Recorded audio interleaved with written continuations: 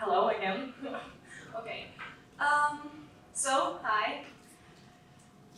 I see interdisciplinarity getting quite popular recently. I'm happy to see that change. In institutions and workplaces try to find this creativity through using it. And my main problem is it doesn't happen where it's mainly supposed to be, at schools. Some very long time ago, some intellectuals decided to divide the undividable into subjects like math, physics, chemistry, all to make it more complicated for ourselves. For some reason, we as people feel this need to categorize everything so we feel like we have this control. I see interdisciplinarity as a way to draw back on those rules and concentrate on the goal. Like, what do we want to do? Focus on those viable connections. But as I mentioned earlier, schools don't really provide this space encouraging interdisciplinarity. I myself wasn't really satisfied with the education that was provided to me by traditional institutions, so I turned to the alternatives.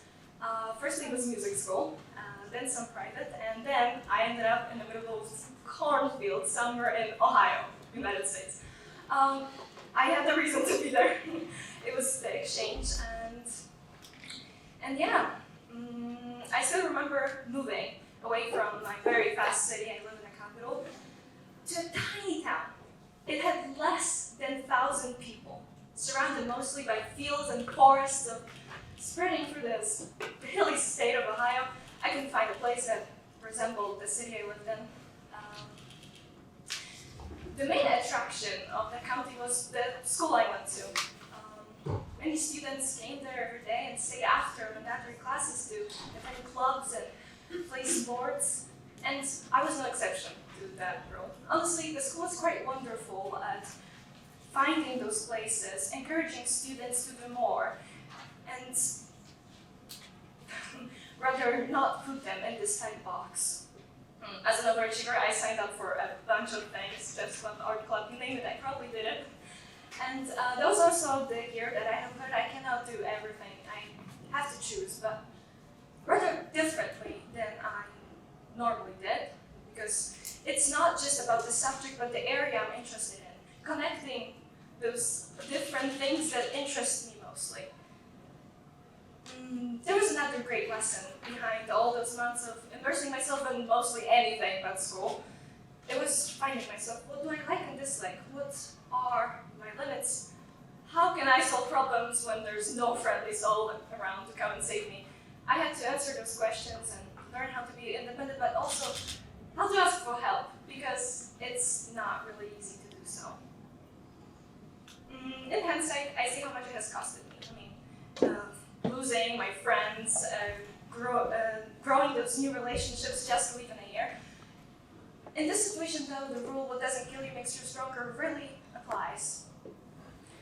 My exchange has ended before it even began, or at least I felt like it, and I had a lot of decisions I had to make. 2022, and here comes the time when I finally applied all that I have learned through all those different alternative schools. I decided to be homeschooled, just as many of my peers at that time. I applied what I had learned, and I organized myself to have enough time to prepare for my exams, to have enough time to have a half-time job, and to do things outside, like volunteering or preparing for studying abroad. And, well, it was something. I remember it was actually kind of hard the first year. Changing the systems, it's not really easy. But I've learned that, well, fortunately, everything is temporary. And after some time, my hard work paid off. Like literally, I got enough money to go for 2 of my favorite trips of all time. One was for Iceland for my 18th birthday, and another one was a biking trip, a few-day biking trip, when I just took all my belongings and biked for days. I couldn't have done that if I wasn't homeschooled, or at least not in the format that I did.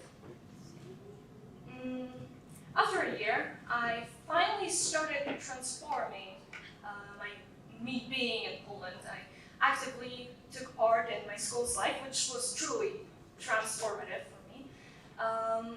In my circumstance, I'm making the connection between international relations with education. They really depend on each other and can support one another greatly.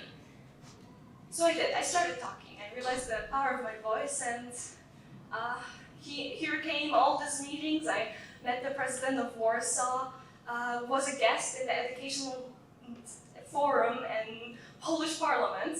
I spoke in the podcast, all because I was in the control of my life, free to do whatever I wanted with that time.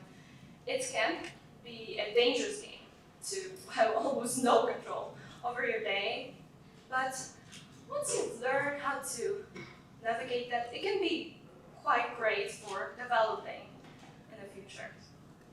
As of right now, I'm a senior in high school getting ready for higher education. I'm not quite sure how it will go just yet, but I've gotten quite an experience applying to international universities. An interesting fact about them is your test scores and how they only partly matter on whether you will or will not get in. What they're looking for is those people making those connections, actively proving that they're trying to better themselves or the community that they're in.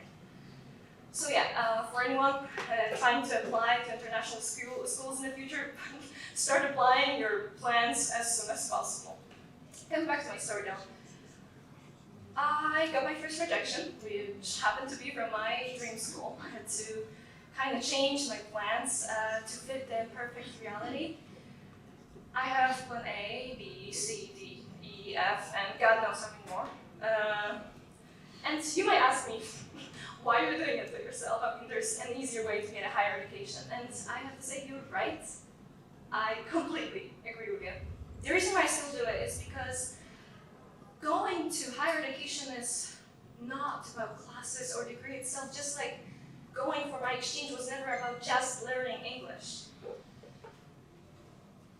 At this point, I want all of you to think about yourselves and what do you want to do?